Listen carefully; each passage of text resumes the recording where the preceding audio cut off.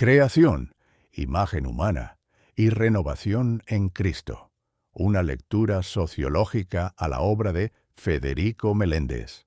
Desde la sociología de la religión, la narrativa de la creación en el Génesis puede entenderse como una estructura simbólica fundacional que organiza la cosmovisión de las sociedades judeocristianas.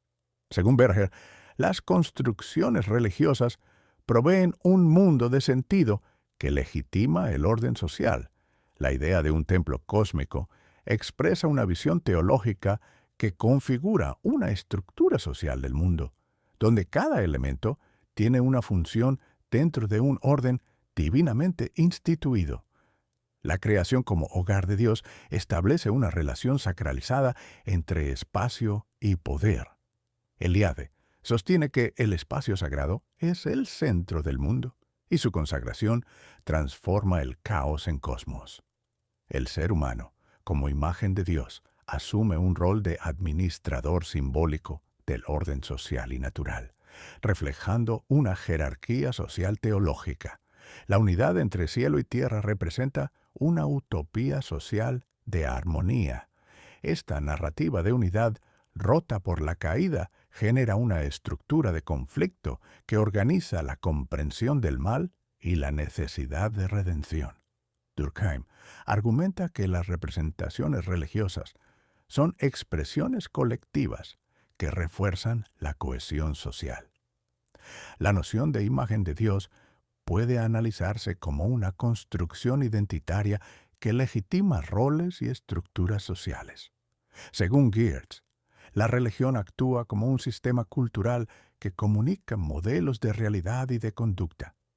Esta imagen divina otorga sentido y pertenencia a los individuos dentro de la comunidad. El rol funcional del ser humano como imagen de Dios establece una división del trabajo social dentro del cosmos. Esta función refuerza la idea de vocación y deber en las sociedades religiosas. Weber señala que las creencias religiosas influyen en la ética del trabajo y en la organización social.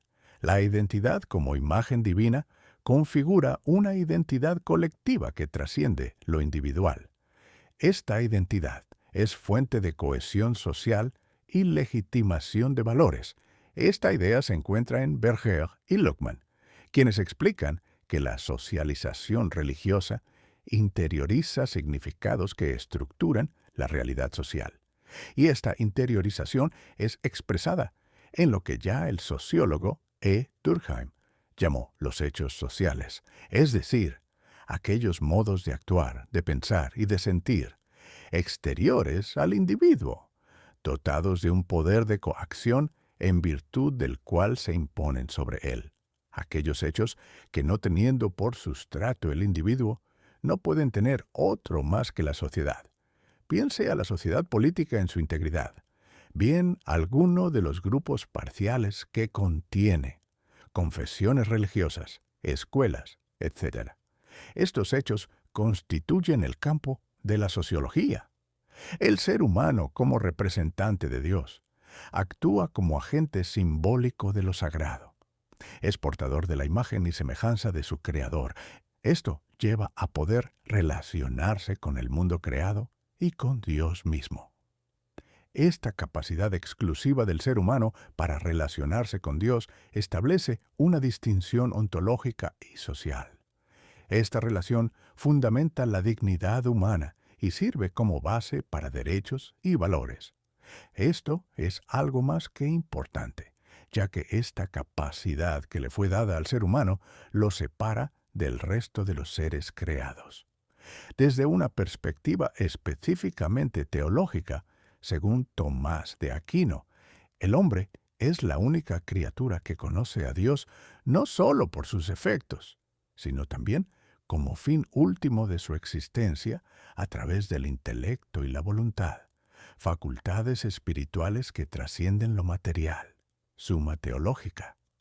Esta dimensión relacional no es accidental, sino que pertenece al orden mismo del ser humano como imago Dei imagen de Dios, lo cual implica una participación singular en el ser y en el gobierno providente del Creador.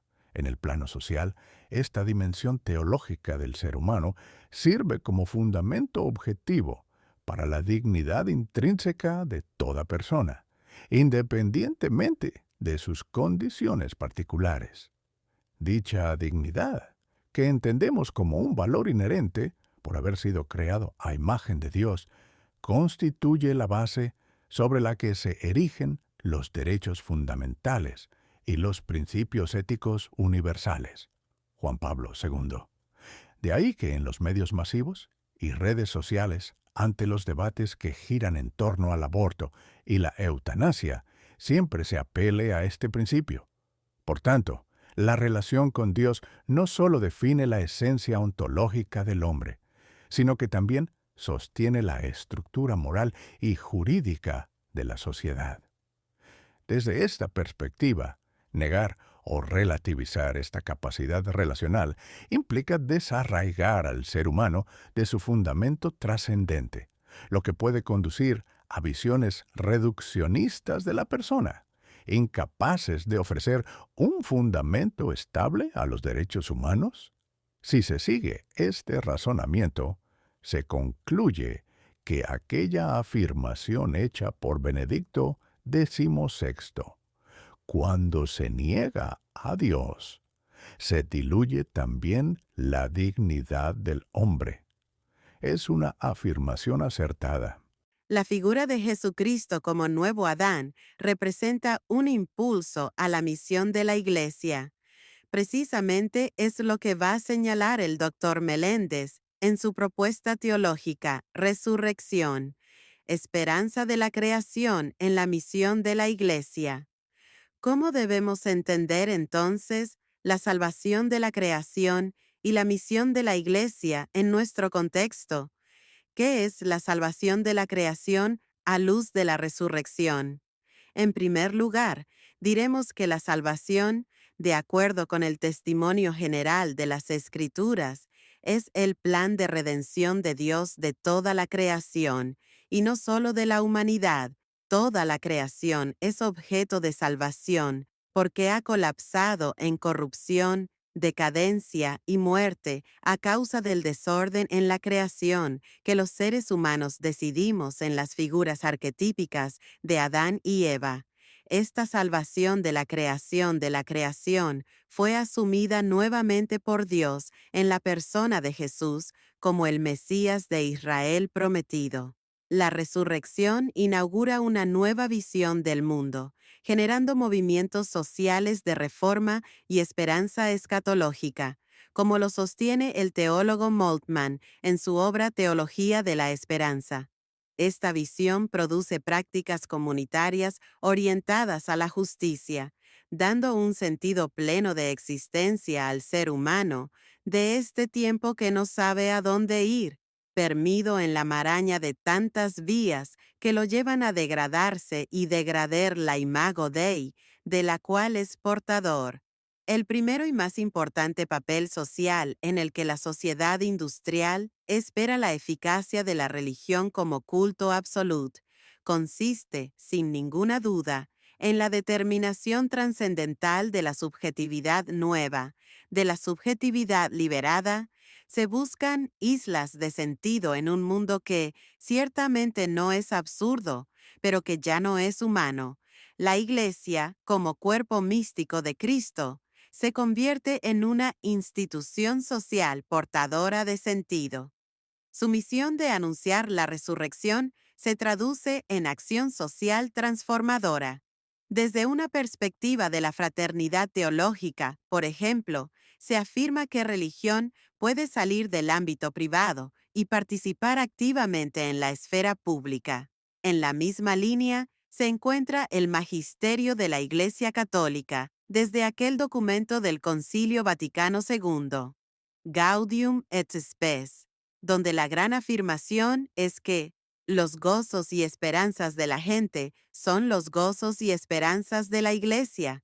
El doctor Meléndez, en su obra Ética y Economía, El legado de Juan Wesley a la Iglesia en América Latina señala cómo, desde lo que hoy llamamos pastoral integral, J. Wesley en su tiempo marcó un camino a seguir, no solo para las iglesias europeas, sino que también para las comunidades wesleyanas en Latinoamérica en general y guatemaltecas en particular.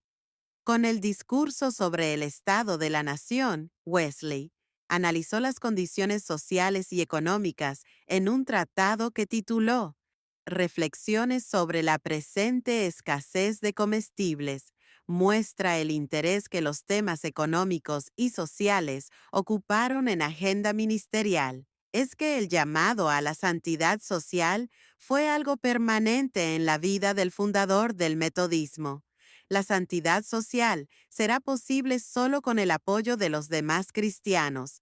La experiencia de la edificación mutua fue una realidad. Baste un ejemplo. En ese tiempo, quien no cancelaba su deuda iba a la cárcel. Así, Juan Wesley escuchó a uno de los líderes de la sociedad decir, «Cada uno traiga un penique para pagar las deudas del hermano». Así los que tenían más ponían 2, 3 o más que los otros hasta que se cancelaba la deuda.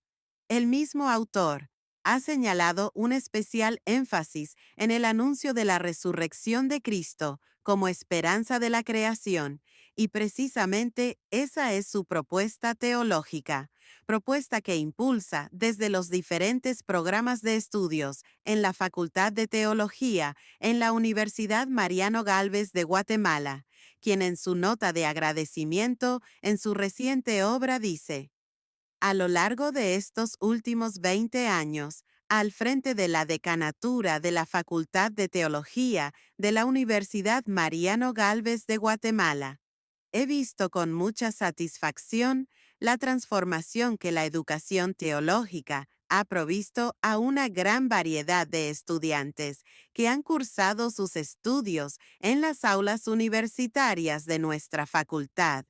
A ellos particularmente dedico este nuevo libro con la convicción de que la reflexión teológica que contiene coadyuve en su formación para equiparse en el servicio al cuerpo de Cristo y nuestra sociedad, urgida de orientación ante los grandes retos contemporáneos de nuestro tiempo.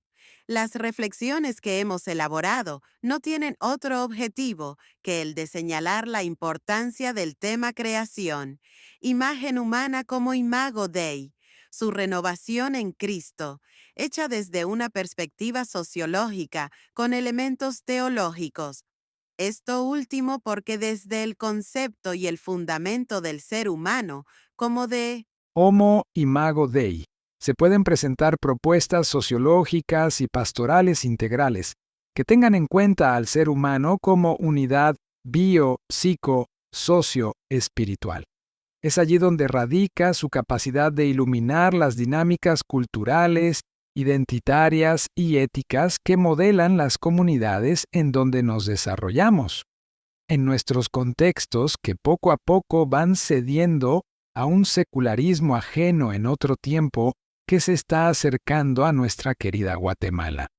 Aún en 2005, la Iglesia y los cristianos que la conforman son los responsables de ofrecer a la sociedad esas islas de sentido que mencionaba Moltmann en medio de la cada vez mayor fragmentación que se está produciendo. La Iglesia está ante una gran oportunidad de ser protagonista de la reconstrucción del sentido en este tiempo. Tiene el cómo desde el Evangelio y tiene con qué, en la fuerza del Espíritu.